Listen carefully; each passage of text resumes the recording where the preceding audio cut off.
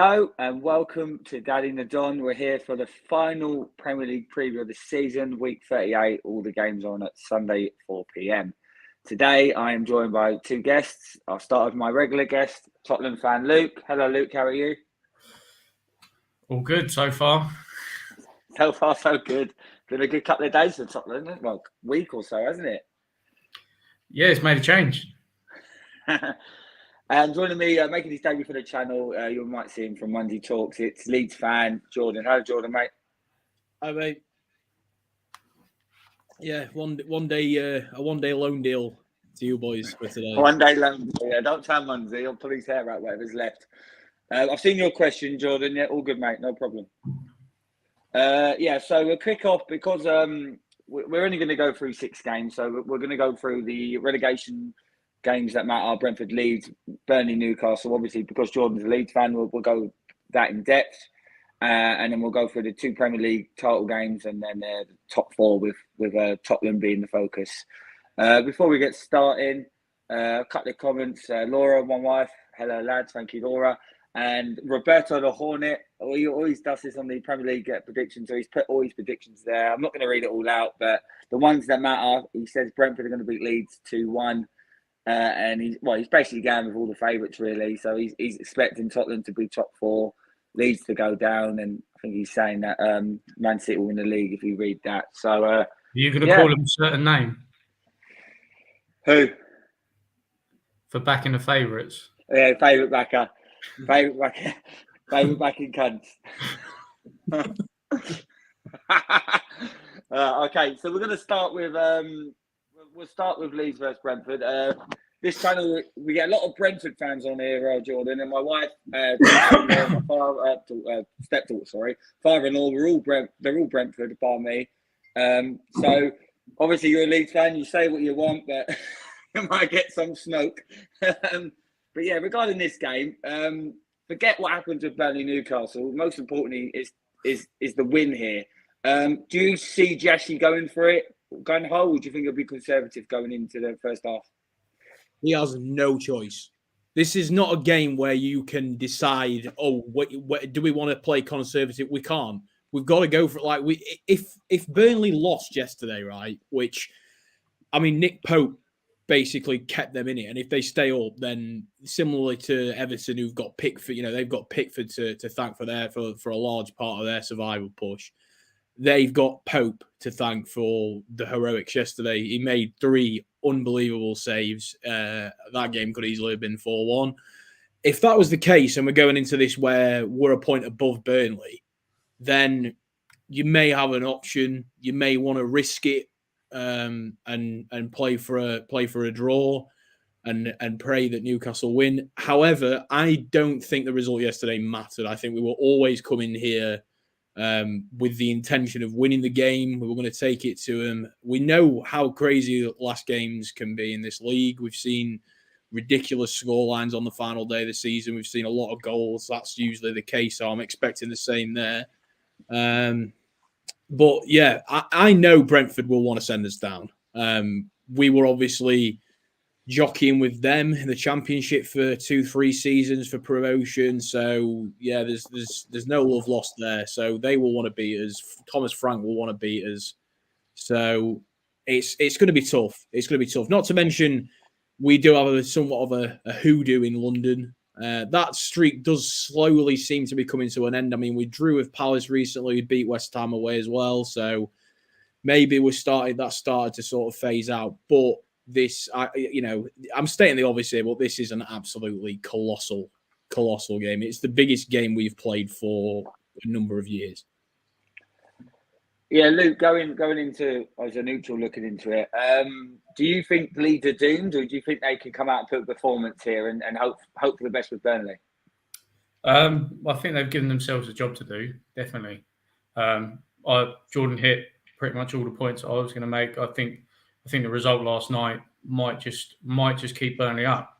To get a draw out of that game was massive for them. If they'd have lost that game, they could lose. They could both lose. Leeds could lose. Burnley could lose. Leeds to stay up. That is a crucial point, and that might just be the catalyst to them staying up, and also say Nick Pope kept him in it, and maybe he's doomed himself because he might actually have to stay at Burnley if they do stay up. Listen, no one wants Burnley to go down more than me. I mean, I've put up with them for a couple of years, and I can accept the style of play. We know that they're not going to play beautiful football. We know that they're just going to, sit back and invite the pressure and try and shut teams down and nick a goal late. But when it comes to some more of the gamesmanship, when it comes to more of the time wasting from the first minute of the game, things like that. I mean, those are just things that I don't think belong in the game. I don't think they belong particularly in the Premier League. And if they had a different attitude, I might be more sympathetic toward them. But believe me, I'm rooting for Leeds to stay up. Jordan, regarding the lineup, obviously you know a bit more than us regarding the team that he's been putting out. Do you expect changes, or do you think he'll stick with what he's got? You're on mute. Sorry. I mean, I don't think he's got much choice, to be honest. I think it's just the team's picked itself pretty much. We've hardly got any players. So, I mean, this is a problem. I do want to just quickly touch on what Luke just said, because I have been saying that for weeks. For weeks. I cannot comprehend why anybody would be rooting for Burnley to stay up. They play horrible, horrible football. And just in case, I don't know if anyone's ever been to Burnley for an away day. It is the biggest. I went to Bolton, right? And I swore when I left Bolton, I would never go back. It was the biggest shithole I have ever come across. And then I went to Burnley, and it makes Bolton look like Barbados in comparison. It is just terrible. Terrible. The pubs stink. The people stink. I don't care. If you're a Burnley fan, I don't care. I'm just going to come for you anyway. But like, it adds nothing to the league. So I just don't understand it. Like, and if they went down, I don't think they'd come back up.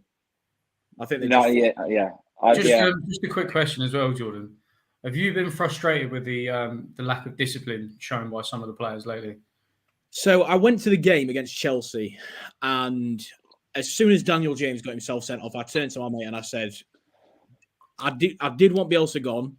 I thought he would run its course. I didn't think we had a chance of staying up if he stayed in charge.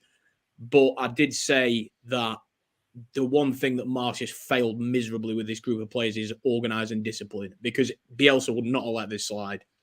The red card that Ayling got was stupid. That could have happened, but there is no way that he would have let us get another player sent off in the next game. He would have made sure that the players knew if they got themselves sent off, they'd be held to pay for it. And I mean, James let himself down there. There's been a couple of times this season where he's been late, particularly on keepers, and he's picked up the odd yellow card. And that red was coming. That's been coming all season. He's skating on thin ice, and I mean, that was a really nasty challenge as well. It was fully deserving of a red card. So I mean, what he's doing there, I've got no idea. But it just leaves us even more short-handed. The fact that we've already got players out, in particular, Pat Bamford's out, obviously, which as much as a lot of people, sort of trolling him and just take the piss, he's vital to our system up front. And we've not got a player like him. So, yeah, because at the minute we've got someone called Sam Greenwood coming off the bench, and I get post-traumatic stress disorder from watching him play football. It is just... it's terrible. So, yeah, back to the question anyway, Graham. The team I think that we're going to put out, it'll be similar to what we've been doing recently. But I don't understand why Jamie Shackleton is still on the bench. He came on against Brighton, did fine. But the thing for me is we are starting a centre-half in Robin Koch at right-back, who is not even a centre-half. He's a DM, in my opinion. So we're starting him at right back when we've got a right back on the bench. So I don't know why that's happening. I don't know whether it's a trust issue or what. But if you've got a right back on your bench and you're starting, why is he on your bench? You play him. If he's the only right back you've got, he's got to play. So, I mean, we'll see how what he decides to do with that. But up front, there are rumours that Bamford could play some minutes on Sunday. He's said that he wants to. He's not bothered how banged up he is. He's going to try and play some minutes, which even if he can only get on that pitch for 5 minutes, that is still a bonus for us.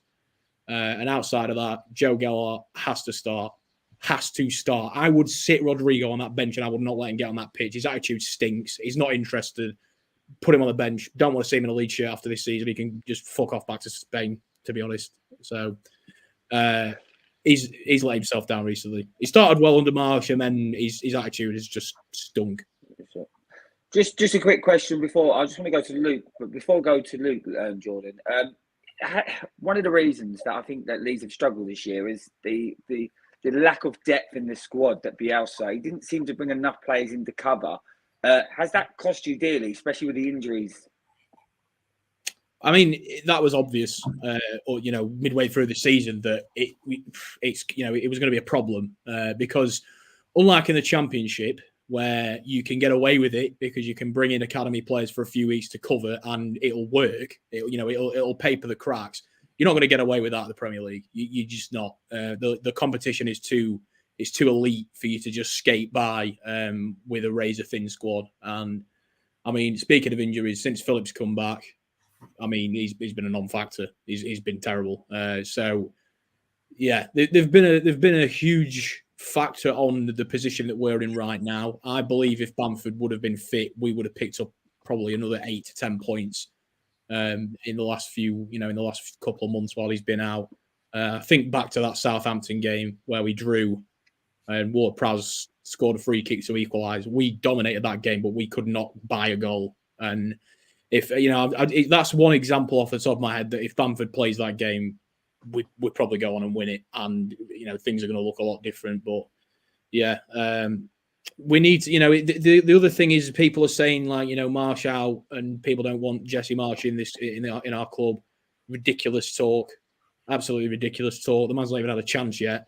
He's come into a very difficult position with, like you said, Graham, no players available to him. He's not had any say. He's not had a transfer window yet. So we've got, you can't. It's surprising because that's not the kind of fans that we are normally. We usually back the manager, back the boys until it gets to the point where it's like a necessity. So he needs to stay. He needs a full window, and we've got to support him no matter what happens on the Sunday. Give him next season. Let's see if he can bring us back up if needs be, or if the miracle does happen and we stay up, then let's see what he can do next season. I just sorry, Graham. I just have a couple of questions for Jordan.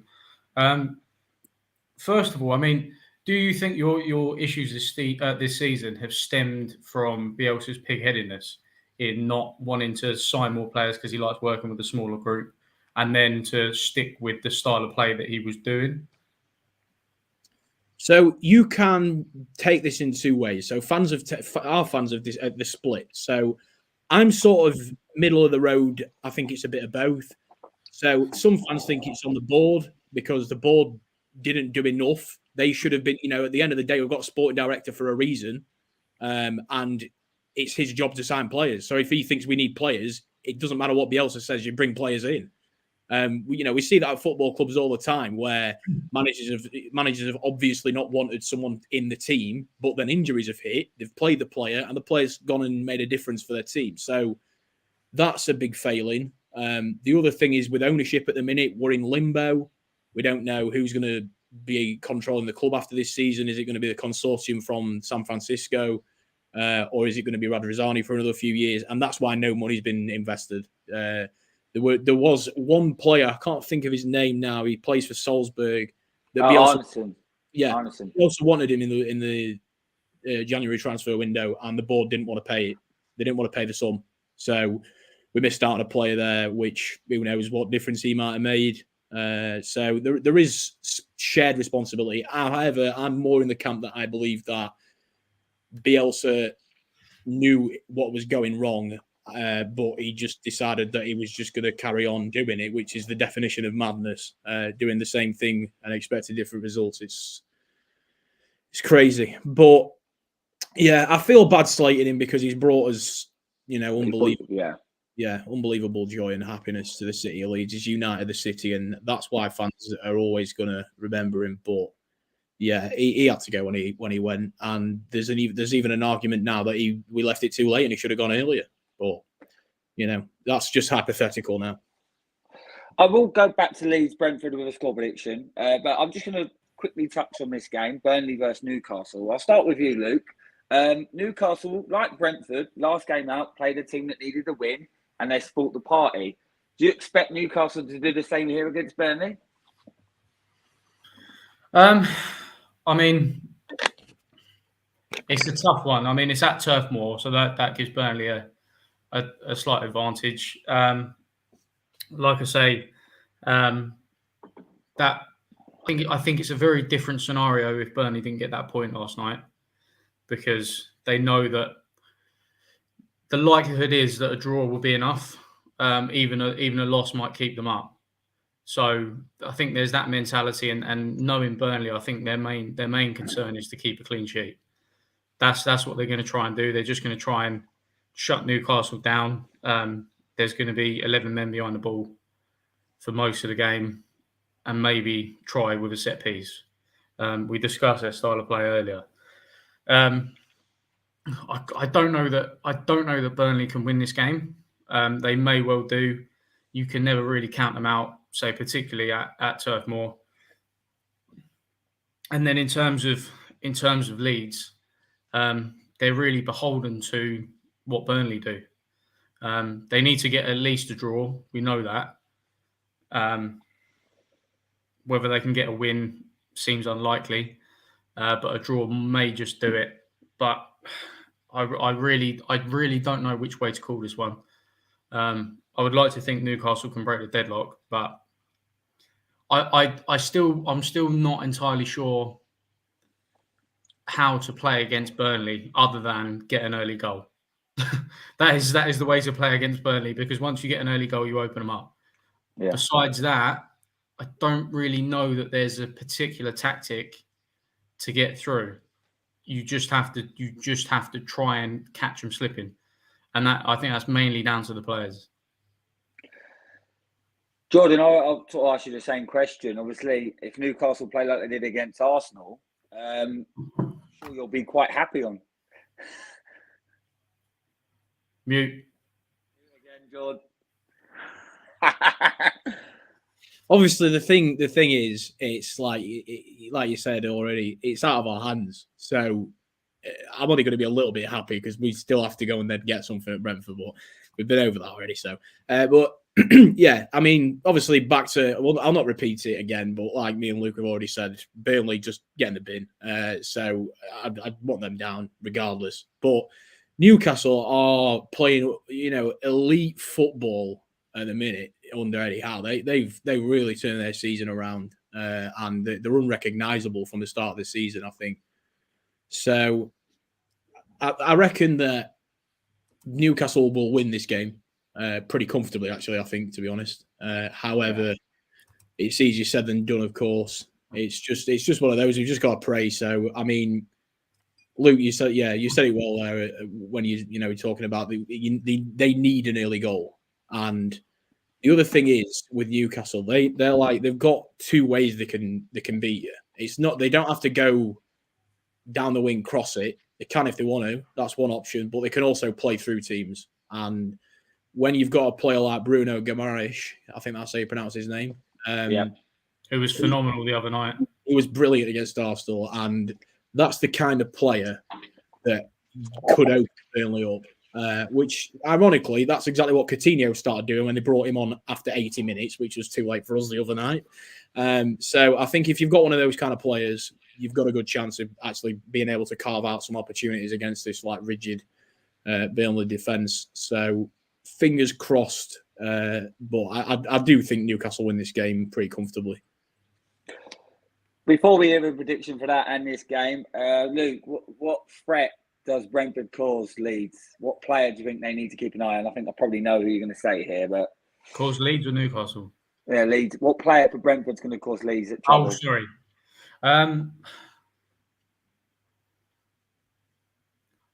Do you know, that's a difficult one, because I feel like Leeds are so all over the place at the moment that there's weaknesses all over the pitch.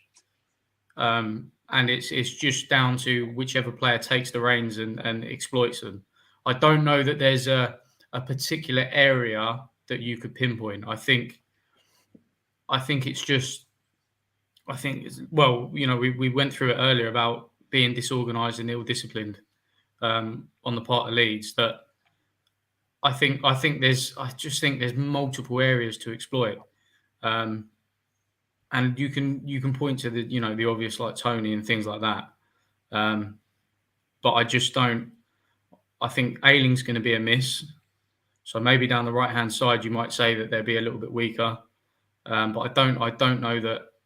I don't know that there's any particular area of the pitch that is weaker than any other part. So I couldn't really choose, to be honest. Yes, fair enough. Jordan, final say before we do a score prediction on this one. How important is it for Leeds to try and keep Ericsson off the ball?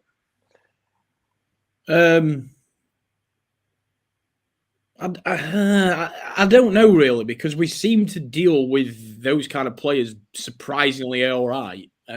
It's usually the supporting cast that seems to damage us the most. However, if I could pick one player, it doesn't matter if he's on. It doesn't matter if he gets subbed on in the 89th minute. He'll score, because he scores literally every single time we play Brentford, and it's Sergi Canos. If he gets anywhere near that pitch on Sunday, he's scoring. Even if he comes on with like 30 seconds left, he'll find a way to score, because he always does. But I'm more worried about like Mbermo running. Yeah, I don't. Is he left or right? He's right. He can sort of play both sides. It depends what formation they play. Well, if Jamie Shackleton is not a right back, he's the only one who's got any sort of pace. So if he's not playing right back, or if he's running against Firpo, it's just going to give me nightmares all game, because he's quick, and neither one of those. If we have a centre half at right back again, and then he's got Firpo on the other side, it's pick your poison, isn't it? So, I mean, it's terrifying. It's a terrifying thought, because I think he's going to rip us to shreds on Sunday, to be honest. All right, lads. So I'll start with you, Jordan. Score prediction for Burnley, Newcastle. Score prediction for Leeds, Brentford, and then obviously give me who the team that are going down. I think it'll be Newcastle. Can I say what I think and then what I want? So what I think and what I want, I think they're the same thing for Burnley and Newcastle. I think it'll be a 3-0 win for Newcastle. I think they're going to flex the muscles ahead of a big transfer window for them in the summer, and sort of put on a bit of a tango, waltz, whatever you want to call it, a bit ballroom dancing as they dance through this Burnley team and get an easy win, just to sort of advertise ourselves. And then for us, what I want to happen is 10-0 Leeds, but obviously that's not going to happen. But just a scrappy 1-0 win. That is what I would love. Just some scrappy goal where it bobbles off like 4 players in the box, and then Llorente just sticks his boot in it and he goes in. That'd be lovely. But I do honestly think Brentford are going to beat us 3-0. I think they're both going to be 3-0. So you think that? Well, obviously you think that you'll go down. Yeah. Luke, what about you, mate? I'm going to go more with what I want, and what I think is reasonable. I'll go for a 2-0 Newcastle, and I'll go for a 1-1 Leeds Brentford. And that would keep Leeds up, wouldn't it? That would keep Leeds up. Because they're level at the moment, aren't they? They're level on points at the minute. Yeah. So the draw, Like the goal difference is massive, atrocious. So yeah. Yeah, do you know what? I'm sticking with you there, Luke. I think it might be a 2-2 draw, Leeds Brentford, and I think Newcastle win 2-0, and I think Burnley go down. I've called Burnley all year. Everyone was saying Everton about 3-4 weeks ago. I've always stuck with Burnley, and I think Newcastle will outplay them and beat them easily. So we'll move on to the title game. So we'll talk about both these games at sort of the same time. I'll go to you, Luke, first. Obviously, Man City hold all the cards. They're at home against Aston Villa. Is Stevie G playing a 8-1-1, or is he going to play a 10 at the back? Is this going to be one of these typical games where it's Man City on the ball in Villa's half, and it's just about a time until they break them down? I think it might be, but I don't know that it's for the reasons that people might think. I think he's seen how Man City can get caught on the counter attack. He's got the pace of Ollie Watkins. We know that he can break a line, he can finish. And he's been a little bit out of sorts lately, but when he is on, you give him one chance, he'll score a goal. But I think that would be generally down to tactics. I don't think he's necessarily thinking about trying to give Liverpool the title. I think he's got too much pride for that. I think it's more about his team's performance and what they put in. But say it may be that they put men behind the ball, but I would think that would be down to trying to catch City on the break as opposed to not conceding and giving Liverpool the title. Jordan, is anything else but a Man City win impossible here, or do you think Villa have a chance to at least get a point? Absolutely no chance. I think this is just we're going to see the full Man City on Sunday, and they're going to roll over Villa. I think it'll be we could be seeing something like a 4 or 5-0 win, because Pep will want to do this with he'll want to put some spice on the performance. The only thing that could set the cat amongst the pigeons, in my opinion, would be an early Villa goal, and then they just part the bus. But like Luke's just said, I don't think that it's even. I mean, it's probably the back of his mind, but I do not think it's going to be a priority on game day for Stevie G to just try and win Liverpool the league. I think he's a seasoned professional, so it's about his job, and that's the most important part. He won't just switch it up and play Burnley style defending to try and upset the apple cart. So I mean, I expect Villa to go for it, but I just think City are just going to show the full package on Sunday. And we'll just switch to Liverpool Wolves. Obviously, this game means nothing unless City slip up. But can you see an upset in this game, Jordan? I think it'll be a similar thing. Wolves have sort of run out of steam in the last few weeks. They've had some really bad results. Games they should be winning easily. They've not. I think, was it Norwich? They drew with Norwich the other day. 1-1. Don't know what's happened to them recently. And then obviously they got smacked about by Man City midweek last week. So, I think it'll be a similar thing. Easy Liverpool win. Yeah, Luke, with Liverpool, obviously not in their hands. They can only do what they can do. Very similar to Leeds. Do you, again, same sort of similar question to Jordan, do you expect Liverpool just to do the business here? Wolves Villa don't have anything to play for, but obviously with CVG, there's a bit more spice. With Wolves, they're there just for a bit of pride. So do you expect Liverpool just to put a clinic on, or do you think it might be a nervy performance? I think it's tough because obviously it's not necessarily in their hands. So they can only do what they can do. I think if it was in their hands, it's a very, very different scenario. If with a win, it brings them the title, I would expect them to go fully gung-ho. But I think they need to have they've got one eye looking toward the Champions League final. I think that has to be in their minds. So I don't know whether they'll go all out. I think that might be a little bit silly to do. They should have enough firepower to break walls and get through. But I think they might look for a goal early, and then they might make a couple of substitutions to preserve some players for the final. But I mean, I don't think Wolves is an easy game. They have dropped some points against teams they should have beat, but it's the last game of the season is always a difficult one to call. You're trying to bring the players together. You're trying to give something to build upon next season. I think it's a tough one. I think Liverpool should beat them, but I don't think it's necessarily a given. How good is it just to have a title race go down to the final day, especially how it was looking in January, Luke? It's shit because Spurs isn't televised. Jordan, if this what was about all you? wrapped up, I could watch it. Yeah. You got to give Jordan. You got to give credit to Liverpool this year. Again, they looked like they were down and out in January. Looked like City were going to smash it, and they've come back and they've made a fight of it. But obviously, I know you've already said about City. Do you think it's just this is very similar to about 3 or 4 years ago? They're just going to be falling short by that 1 point. Yeah, I think that's just the case. They've shown a lot of resilience to get back in this title fight. And what a second half of the season it's been for them. Obviously, their best player has been the FA, and they're fantastic job of organising the officials for their games. It's what a round of applause for that. It's been amazing, quite brilliant to see. In fact, so yeah, I mean, aside from that, Liverpool have been good.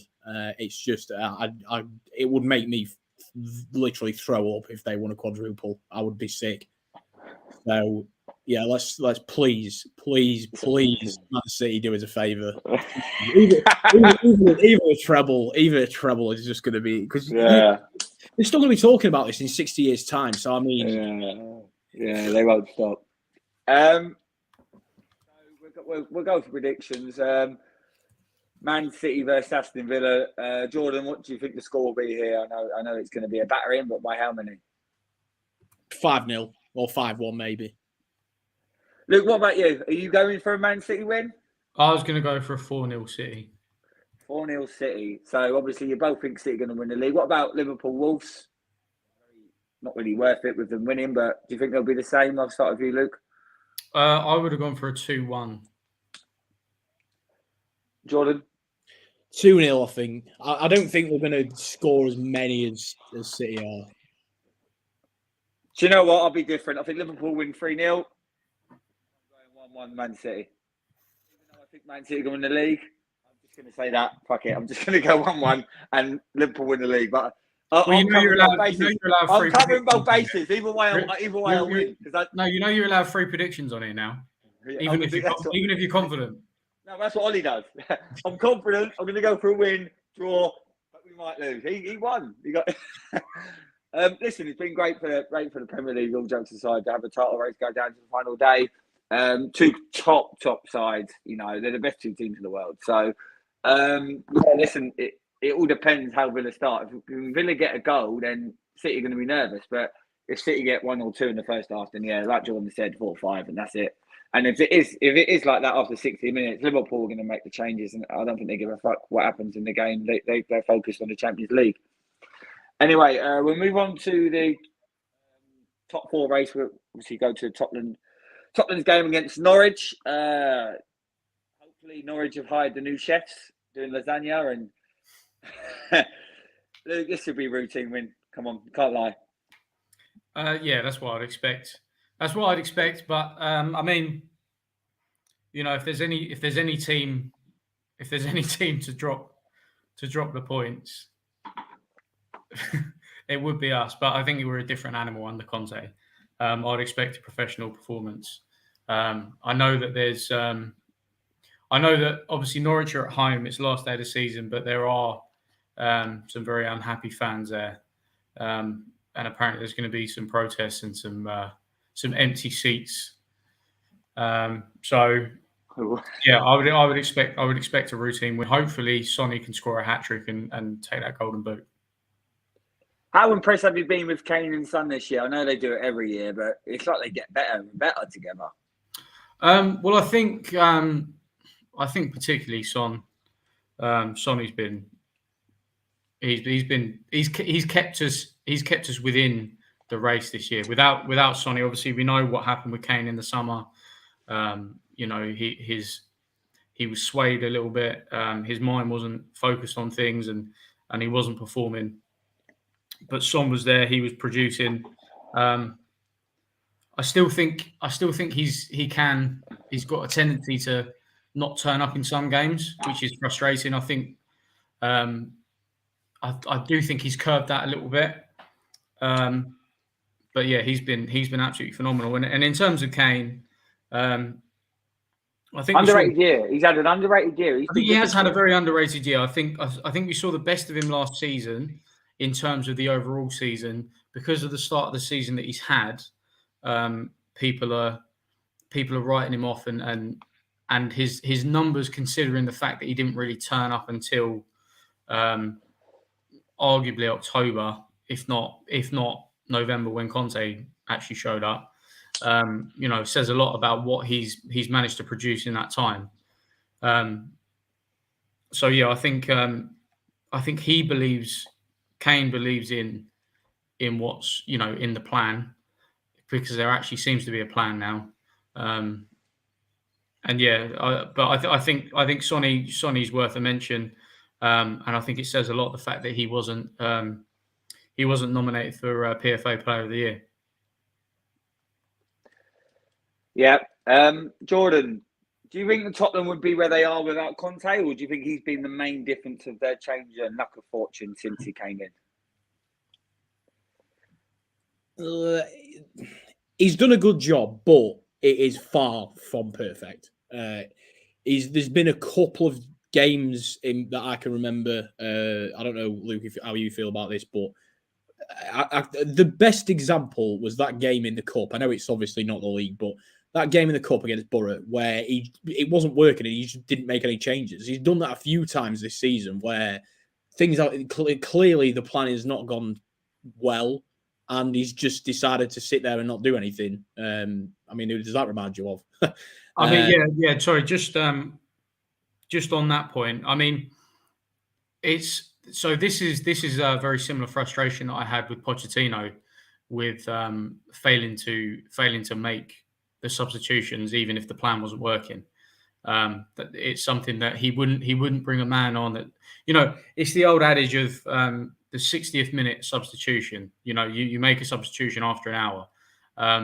Pochettino wouldn't make a substitution till at least the 75th minute, which doesn't really give you time to do much. So that's one of the things that to highlight there for me. And then also on top of that, I understand that point of view, and it is frustrating, but I do think there's part of an agenda there from Conte to highlight the fact that he doesn't have the depth that he wants. I think he can be very petulant, and the way that he sometimes goes about things isn't necessarily the best way of doing it, or at least it might be the most effective, but it's not the best optics in terms of the way he does things. But I do think that there was a bit of a protest going on about, listen, I need more players, give me more players, I need more players. We don't have the players. So I think there's an element of that. I don't feel that under Pochettino. I just think that it was bad game management. I think that Pochettino is a good coach. I don't know that he's necessarily a good manager, and I've said that. I said that when he was with us. I thought particularly when it came to the Champions League final, where he said that if he wins, he'd be off to another club. You don't say that before a final. It just doesn't happen. And yeah, I think that Conte is very much responsible for our success. When you look at the fact that we've had more points than any other team, bar Man City and Liverpool, since he's taken over, says a lot. We have had some poor performances, and he has thrown his toys out the pram a couple of times with his interviews post-match, saying that maybe it's me, maybe it's this, maybe it's that. So that has been a little bit disheartening, but it feels like he's starting to grow into the role and believe in the project, and his manner of speaking about the club is more collective as opposed to separate. Just on that comment there, is Conte is staying, is it? He's not going anywhere, is he? There was rumours about him that. Well, I've said this. I do think he's going to stay. I think that Levy and the board knew what they were getting with Conte. You don't get him unless you give him what he wants. There was a reason that they signed him to an 18-month contract, because that was best for both parties. Even though the fact he was signed to an 18-month contract, I do think that if he wasn't given what he wanted come the end of the season, he would have been off regardless. But I think the 18-month contract was to see whether he fit within what the club wants, where they see the club going. and that's just what works out best. But yeah, I do think he's going to be given the money to spend. Obviously, Champions League, we've got a long way to help in that. I believe the bonus he's getting is 2.5 million if we do make Champions League, and I think there's a bonus of 10 million to be spread amongst the players if we make Champions League as well. So there was also the fact that he came out and said that if he was offered the contract that Klopp was offered, he would take it. So I think there's elements there, and I don't think he's going anywhere. And as a result, like I said before, I think that because of that, Kane's not going anywhere, and that those two go hand in hand. Jordan, I said Brentford would only draw against Leeds, so that means you're going to say Norwich beat Tottenham here, surely?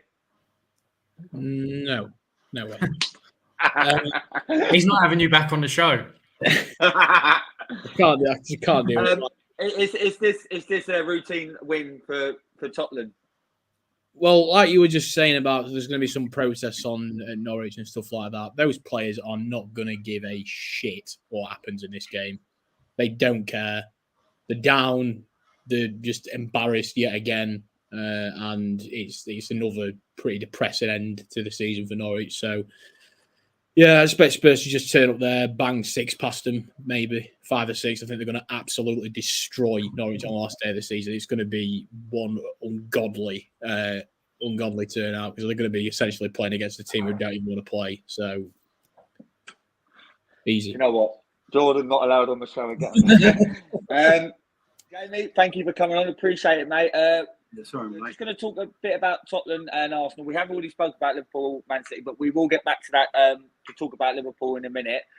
Just your thoughts on Norwich versus Tottenham. I've spoken to obviously Luke and Jordan. No surprise what they think. Can you see an upset here? No. No, I mean, at the end of the day, Tottenham. I had this. When I was doing my stream earlier this afternoon, someone in my chat said, "Wouldn't it be funny if Arsenal and Spurs both lost on the last day?"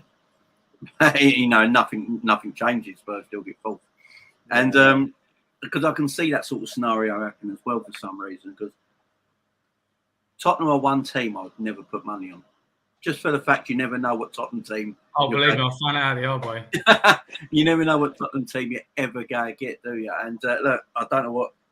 It's food poisoning malarkey's going on the back right now. That is madness. Harry Kane probably won't play in the game. And that's just mad. That's mad. Not according to Conte in the press conference. He's confident. Is he all right? Sunday. Well, apparently he's got a bit of a bug. He is travelling up on his own, but he said he's confident. I think there was something before the Burnley game as well. We said that he didn't train on the Saturday, but he played on the Sunday. So, yeah, just to add that in. I don't think Tottenham need Harry Kane. We're going to just briefly talk about, we'll do a score prediction for this game in a sec. We'll briefly talk about this game. I'm going to start with you, Jamie. Congratulations to Everton on winning the league.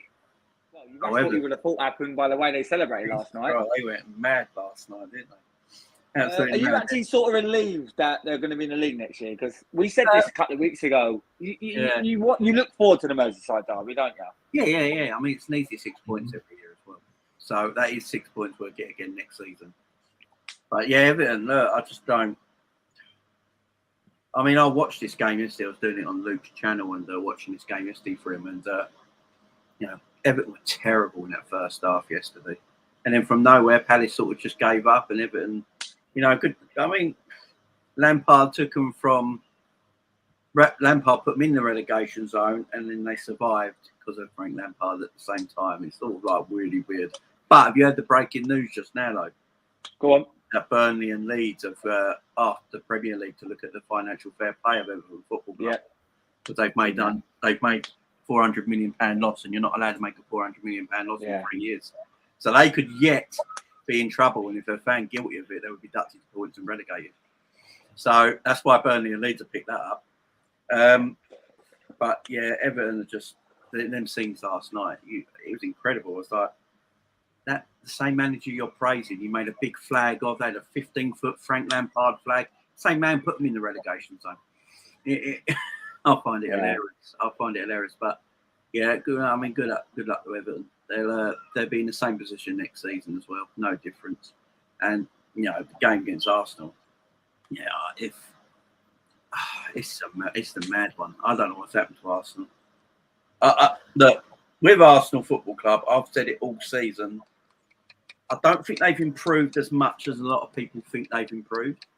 I just think Tottenham have only just woke up from their hypersleep. They've been asleep all Premier, all league, and now they're woken up. Now you can see what they're doing. Man United will never be this shit. I just can't see United being this shit next season. I hope they are, but I just can't see them being this shit next season. Leicester completely fell away, and Everton and Villa and all that didn't compete this season. And I think Arsenal were just a bit more consistent, and that's why they were where they are.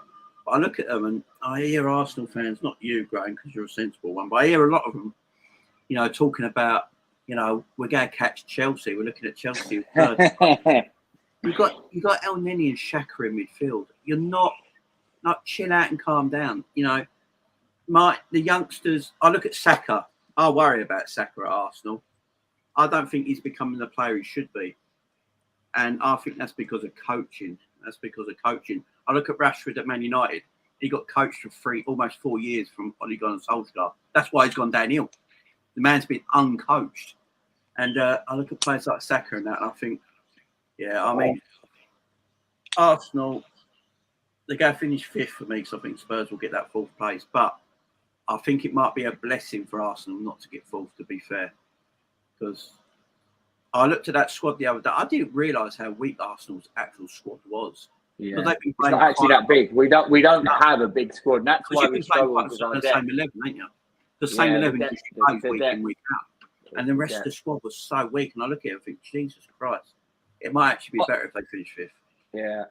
Jordan, obviously, I brought this point up in my last stream. The fact is, we give we're looking to offer him a new contract because he had 4 good games. Is that sum Arsenal up, really?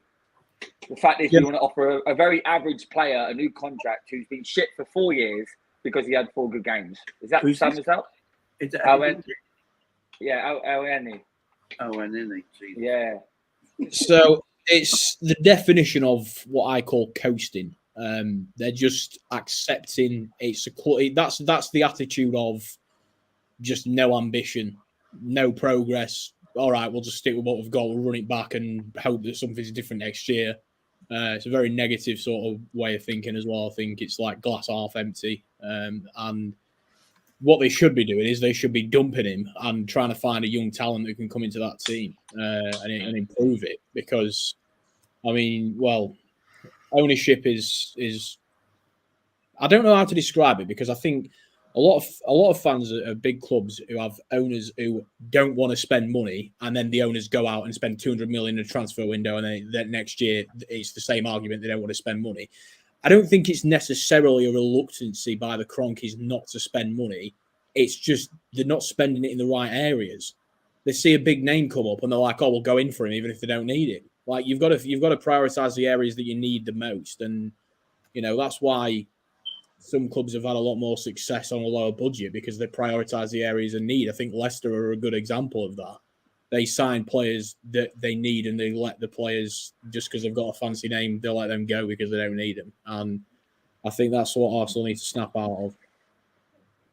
Yeah, it's been very disappointing. I was very angry, but at the same time, I'm not surprised. We've been shit. We've been like this for a long time now, so it is what it is. Luke, I see you sniggering there in the corner. I see you smiling every now and again. I'm not going to ask you many questions, but obviously, how happy are you that we're shit?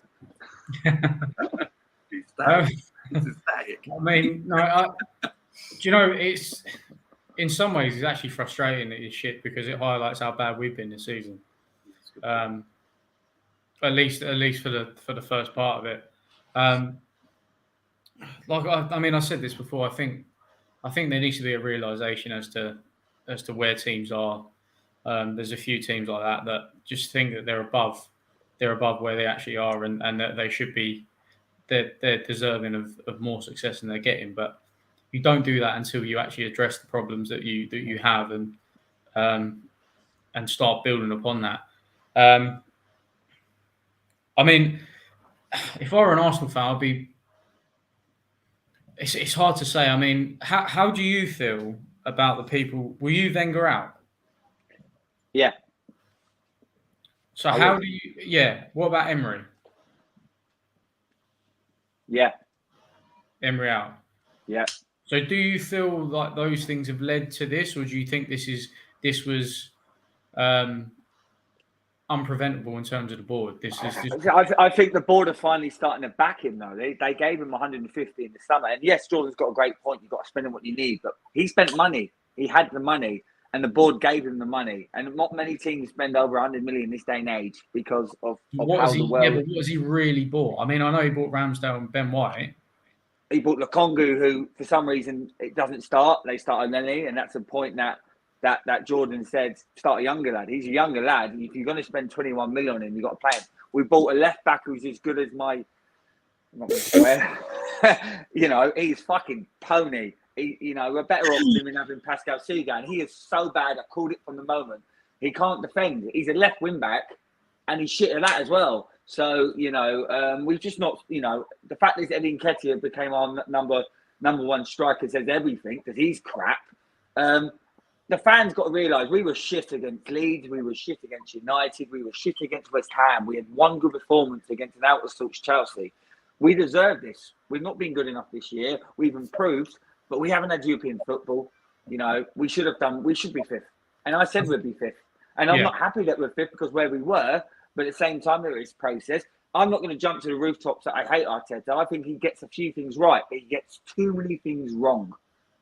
The fact is, if you don't sign a player, you needed to sign a striker in the transfer window, January 1. That's become the reason why we fucked it. Because between Eddie and Lacazette, I think we scored 6 goals since January. That's not good enough between them two. And I know Eddie's only started recently, but we can't rely on other players. And again, just to what Jamie said, I completely agree about Saka. The guy's predictable. He does the same thing every single time. On that right side, he gets on his left back and he shoots. He doesn't look up. He's got so much talent. But you're only going to, if you keep doing that, you're not going to have any impact in the game. It's frustrating. I'm annoyed, but I'm over it. It is what it is in the end of the day. It's not the first time I'm disappointed. And it is what it is. And I'm sure you're happy and fucking bunch of I think the fact that you've had no European football and the fact that really you've only had to do one game a week. And even then there was postponements. I think it's got to be disappointing. I know we've had no European football since December. I mean, if you look at it, I don't really know where to go with this because, I'm trying to look at it from an Arsenal fan's perspective about what sort of led you to this point. And do you think that the complacency or complacency under Wenger for so many years has almost got you to this point? The fact that the board was allowed to coast under him. The board had no input. Wenger ran that club. But what I mean, but that's what I'm saying though, is that the board had no input. Wenger just did his thing. He got you 4th place. He didn't really spend that much money, and the club was making money, albeit not that much because they were just consistently getting 4th. Do you think those kinds of things led up to where you're at now? Yeah, exactly. We're not. We're just not improved, and the way that the board have managed stuff. I think once Wenger left, they realised that they've got to take the lead, and they bottled it with Emery. Listen, I don't like Emery. I don't care what anyone says about Villarreal. Yes, they did well, but the football they were playing, and they got very lucky. And once Liverpool put the second gear in, they absolutely smashed them. So I'm not going to buy this Emery shit. And Arteta, I'm not his biggest fan, but no, I wanted to give him a chance. But I don't think we're going to progress under him. And I think, as Chris said in the comments, 300 million since he's been there. So you've been back. The fans can get shut up about the owners. Simple as. Anyway, we're going to move on because we've still got to talk to Jamie about Liverpool. But before we do, I'm going to ask. Jordan wants to talk, and I know he wants to talk. He's desperate. I want a score prediction from all 3 of you for both the games, and then Jordan, you can say what you want about Everton. Okay? So Jamie, score prediction for the Norwich, Tottenham, and then Arsenal, Everton.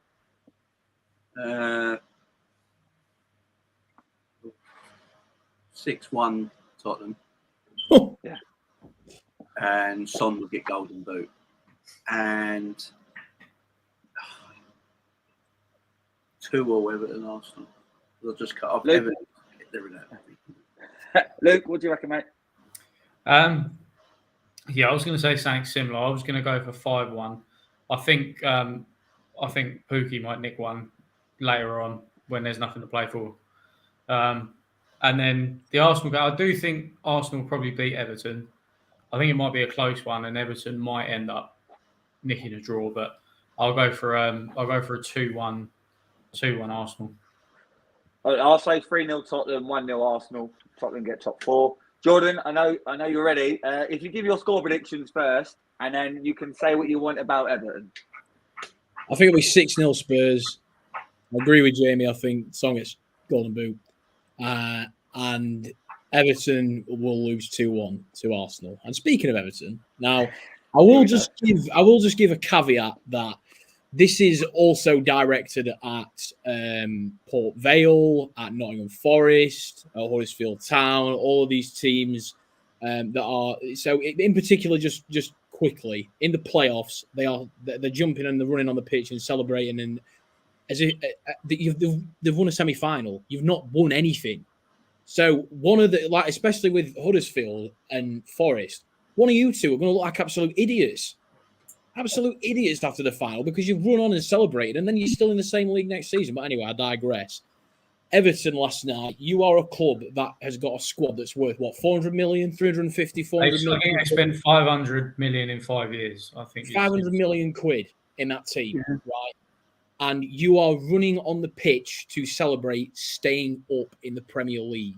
If that doesn't show you everything wrong with modern day football and modern day ownership, I don't know what will. Those fans should have been furious. Furious. There is no way if I was in that stadium, I would be running on the pitch celebrating. I'd be thinking, what an awful season we've had this year, and we've just got away with it. So it's unbelievably tin pot. It is just ridiculously tin pot for him to do that. And yeah, I just needed to say it because I've been thinking it for the last 24 hours and I've just not had a chance to just chest. So it is embarrassing. Have you seen the footage of it? There's a woman slapping Anderson's ass. Yeah. Fucking hell. And the little boy's going like that. What the hell? Scousers. Jamie, we have spoke about the title race, but obviously you are a Liverpool fan and so basically, let you free range it here. Just talk about the City game and the Liverpool game, and what do you think is going to happen? Who's going to win the league? What I think and what I hope might be two different things. So with Man City's game against Villa, everyone talks about it. Stevie's obviously the Villa manager. Liverpool's arguably greatest ever player. He leads Liverpool.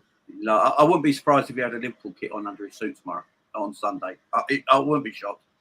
And Coutinho, Danny Ings, people start saying these stories. And look, Villa ain't good defensively. They got Mings at the back, for goodness sake. Callum Chambers at the back.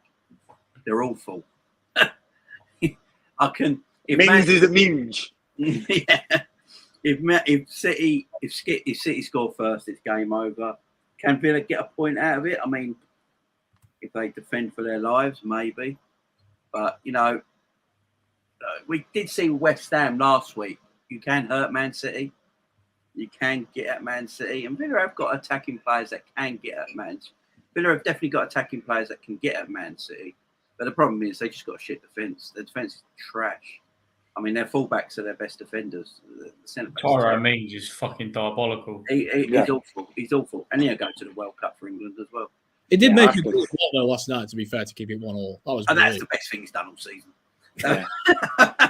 The man's terrible. City, Villa can get a point because they've got the attacking players, but they haven't got the defence. And I think City will run riot as soon as they score the first goal. And I think Liverpool. What about your game?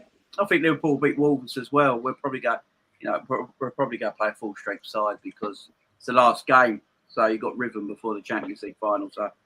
Salah and Van Dijk are in training today, so they'll probably play. Salah will want the golden boot. Son scored. They'll be goal hunting. So yeah, I think we'll win. City will win. We'll be on 93 points, and they'll be on 94. Something ridiculous like that. Stupid. You can't win the league on 93 points. It's fucking ridiculous. But Yeah, we've lost 3 games in all competitions in 62 matches this season. It's just madness. It's been a fantastic comeback, if that's what you want to call it. The title looked dead and buried, and the fact you've come back and how you've done in other competitions, this has been a fantastic season, regardless of what happens. Surely, surely you're happy, Jamie. Yeah, I'm proper. We've got a domestic double. I mean, that's fantastic. We've still got a chance to win. First off, Klopp's won both of them. Got to still fancy. I mean, I fancy us to beat Real Madrid next weekend in Paris. I really do. I think we're a better team than Real Madrid from all the way through. I look at Madrid's defence, like Nacho, terrible. That Mendy at left back is one of the worst left backs I've seen at an elite club in my life. He's absolutely awful. Carvajal's probably the only decent defender there, and he's their right back. What worries me about Madrid, though, is Camavinga. This might be a weird thing, but Madrid have been losing every single knockout game in the Champions League till Camavinga comes on. As soon as Camavinga comes on, Madrid win every single game. And let's face it, should have lost to Chelsea. They should have lost to City. And Camavinga came on in both games and they won the matches. I just feel Liverpool might be too much for Madrid. I really do. I think our defence will be too strong. We got Alisson in goal at the moment, who's almost impossible to score against. Probably the best keeper in the world on form at the moment. His one-on-ones are ridiculous. And then we've got Luis Diaz up front, Salah, Mane, Jota, Bobby, and Lord Origi with his last ever game for Liverpool. So yeah, I fancy it. I mean, I'm in Liverpool for the Champions League final as well, so I'm looking forward to it. But yeah, the league, I think City will win it. They'll win it by the point. And then we go again next season, because don't forget, this season, all the media predicted Liverpool finishing 4th and Man United finishing above us because they had that season that no one cared about last year. And apparently that was proof that Man United are better than Liverpool. But we'll go again next season. I can only see City and Liverpool going at it next season as well. And I see Tottenham Tottenham chasing Chelsea down as well, because Chelsea are in the dogs, if you ask me. Fair enough. You got a score prediction for both games, Jamie? I think City will win 5-0. I think Liverpool will win 4-0. Cool. All right, we're nearly end, guys. Before we get there, obviously people have been on the show before. They know this one. I don't even know how to spell it right. I always spell it wrong. Guarantee of the weekend. So you come up with one thing that you guarantee is going to happen during the football weekend. I'll start. I think Aston Villa will go 1-0 up against Man City. Jordan, what's your guarantee of the weekend? Start with you, Jordan, mate. Can also score against us if you cut. No, I'm joking. I think the guarantee is that City will hammer Villa, like without question. I think that's just blatantly obvious for me. The same level as Spurs are going to batter Norwich as well. I think they're one and the same. All right, don't nick everyone's. He's doing a lolly. He's having like 4 or 5. No, that's cool. Luke, what's your guarantee, mate? Well, I was going to say Tottenham finished top 4. There you go. It's fucking bad. You know, I'm going to go Everton and nick a draw against Arsenal. Jamie, guarantee of the weekend. Stevie G playing 10 at the back or something else? No. Leeds will get relegated. Oh, you're a Leeds fan, sorry, George. Yeah. I didn't know if you turn up on time. I can't see Leeds scoring a goal, let alone getting a point. I just don't see it. I think if Jesse March came in 10 games before he did, Leeds would be safe. But Jordan said that. Yeah. But if Leeds go down with Jesse March in charge, I think they'll come back up. So Leeds are, even if they go down with the money they're going to receive from going down. I mean, Norwich City get more money at the bottom of the Premier League than Bayern Munich did at winning the German League. Did you know that? That's how mad it is. That's how mad it is in the Premier League. That's why everyone wants to come here. So if Leeds do go down, I see them being all right. They get the money. Parachute payment helps a lot of these teams out. That's why they come back up. But yeah, I just got this feeling Burnley, Michael Jackson, and going to keep them up last day of the season. It's going to be crazy. Yeah. One more question before we go, and this is completely out of it. Fulham are back in the Premier League next year. Yes or no answer? Are they going straight back down? Yes. Luke, Yeah, Jordan says yes. Luke, are they going straight back down? I would think so. Yeah. Jamie, Fulham going straight back down. I do this because I got a few Fulham fans, and they think they're going to stay up. They're convinced this is the year they stay up. It's a difficult one. Who's coming out? Is it Bournemouth as well? Bournemouth, and then obviously the winner at Forest and Huddersfield. I hope Forest come up. Get the old original. I think thing back up. If it's Forest, Leeds, and Bournemouth that come up, and then you still got Brentford there. I know your missus is a Brentford fan, but second season syndrome is a big thing. Yeah. Southampton are dog shit. I'm going to say Leeds. I'm going to say Fulham stay up. They have got money. They're owned by the Khans, so they have got cash. And Carvalho's going to be a big miss for them, though. Carvalho's going to be. What about Mitrovic? Will he finally score goals, or will he just be what he does in the Premier League? Shit. Too good for the Championship, not good enough for the Premier League. He's not a Dutch striker. If you go and play in the Dutch league, you score goals of fun, but you can't score in the Premier League. He's like that. Okay, fair enough. All right, lads, that's about it for today's show. I really appreciate them coming in. I'm going to go around and look at Luke. He's already ready to say the same thing. I'll start with you, Luke. Where can people find you? Yeah. Wait, look at Jay. Where's the link to join? Jay, literally, we're finishing the show. You have the link. He does it every time. He's a Brentford fan. I think he wanted to say things about Leeds. Jordan, where can we find you, buddy? Yeah, so you can find me on Twitter mainly at Jordan_NBA. Obviously, judging by that name, it's mainly basketball content, but it's like sort of 80-20 split between that and football. So, yeah. Don't fancy talking about Leeds too much. Well, depending on the result on Sunday, you'll either hear absolutely loads from me about Leeds or you'll hear nothing. Fair enough. And finally, shut your channel up, mate. Yeah, so it's Jamie Phillips Football Chats. That's where you can find me.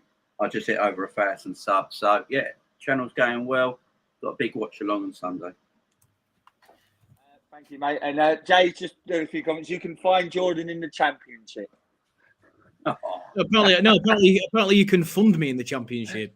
There's a lot of English YouTubers now that do basketball shows. American football. Jordan's shows. a massive basketball fan. He's a Celtics fan, and they won last night, so he's happy.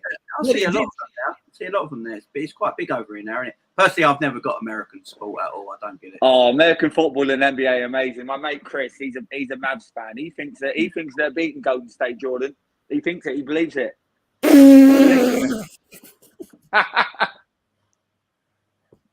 There is no chance. Absolutely no chance. All I know from basketball is LeBron James is better than Michael Jordan ever was. Fuck off, Jamie. Oh, you fuck off. Who told you that? I'm going to say it. He's a part owner of Liverpool. Of course he did, yeah. He says do one, Jordan. No way. And Jay's going at you as well. He says 4-0 Sunday. What? Well, this is the duality of man, though, isn't it? I've got a team now that are going to get relegated, and then my basketball team were like favourites for the championship. It's weird. Why does everyone hate LeBron James, Kyle? Because he's a prick. There you go. He's not as good as he's good, but he can't lace Jordan's boots. Right, he can't lace Jordan's boots. I don't hate Jordan. I don't hate him. I do like LeBron. No, I do. I know Space Jam 2 was shit. Yeah, the cunt James. But yeah, anyway, he's got a 10% stake in Liverpool. You've got to come on the NBA channel, mate. You just come on and just slag off Space Jams. Jay, appreciate Jay and Chris with the comments. Jay, next time you might come on and maybe talk to Jordan when they're in the championship. He was looking forward to it. Anything else from anyone else before we go? We ain't going to be on Munsey Talks, is he? Because Munsey Talks Premier League. How's that trophy not going? How well is it? Do you want Norwich to win now, Jordan? Come on. Yeah, I do. I do want Norwich to win now. Good lad. Good lad. Oh yeah. By the way, as well, Chris, if you want to try and convince me that Dallas are going to win tonight, then come and chat to me on Twitter because I've got a lot of stuff to tell you about that series. Shout it out again, mate. Shout it out again. Yeah, Chris, if you want to convince me that Dallas are going to win tonight, Follow my Twitter at Jordan_NBA and come and talk to me and tell me why. I want to hear it. I'm curious. All right, lads, I really appreciate it. Luke's gone. That's because he supports Tottenham and he always comes early.